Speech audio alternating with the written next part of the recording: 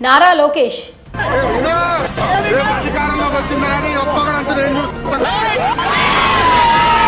ఎందుకో తెలియదు, ఈ పేరు వింటే వైసీపీ నేతలకు చులకన భావం. తన చెంప తుడిచి చేయూత నింపగల చేవగలదు నీ చేతులలో.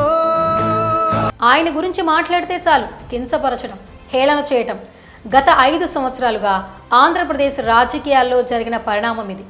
కానీ ఎన్ని విమర్శలు వచ్చినా, ఎంతమంది కించపరిచినా, ఎంత ఇబ్బంది పెట్టినా మొక్కవోని ధైర్యంతో, దృఢమైన సంకల్పంతో ప్రజల మధ్య తిరుగుతూ, ప్రజల కోసం కొట్లాడుతూ, ప్రజల కోసమే ఆరాటపడిన లోకేష్కు అశేషమైన ప్రజా మద్దతు లభించింది.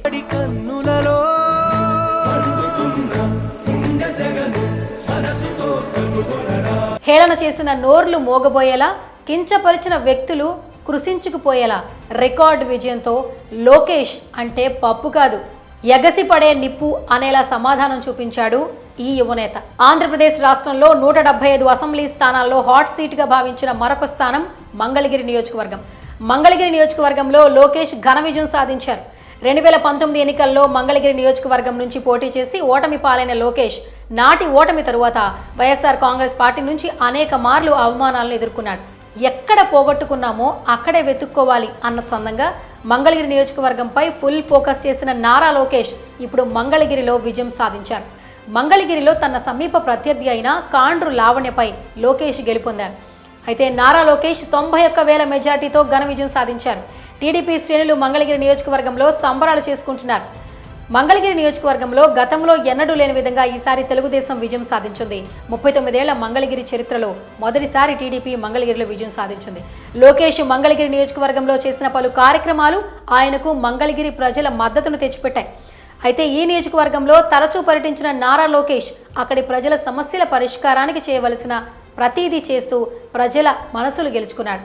ఈ క్రమంలో మంగళగిరిలో నారా లోకేష్కు ప్రజలు పెద్ద ఎత్తున పట్టం కడుతున్నారు. నియోజకవర్గంలో రాజధాని అమరావతి ప్రాంతం ఉండటం, ఇక్కడి ప్రజలు పెద్ద ఎత్తున జగన్ 3 రాజధానుల నిర్ణయాన్ని వ్యతిరేకించడం కూడా నారా లోకేష్ విజయానికి కారణంగా చెప్పొచ్చు. గత 5 ఏళ్లుగా సిన్సియర్గా నియోజకవర్గం కోసం చేసినటువంటి కృషి ఎన్నికల ఫలితాలలో స్పష్టంగా కనిపిస్తోంది.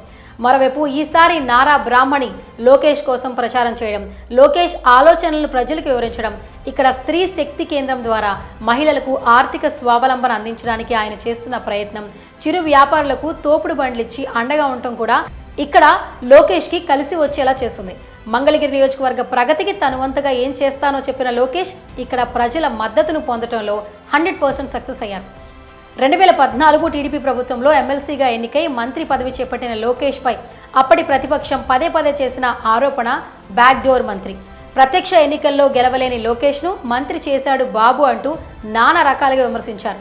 ఇలాంటి విమర్శలకు ప్రతిపక్షాలకు తావివ్వకుండా సంచలన విజయాన్ని నమోదు చేశాడు నారా లోకేష్. 39 సంవత్సరాలుగా ఆ నియోజకవర్గంలో గెలవని టీడీపీ పార్టీని గెలిపించడమే కాక అఖండ మెజార్టీతో గెలిచి తన స్థాయి ఏంటో నిరూపించుకున్నాడు నారా లోకేష్.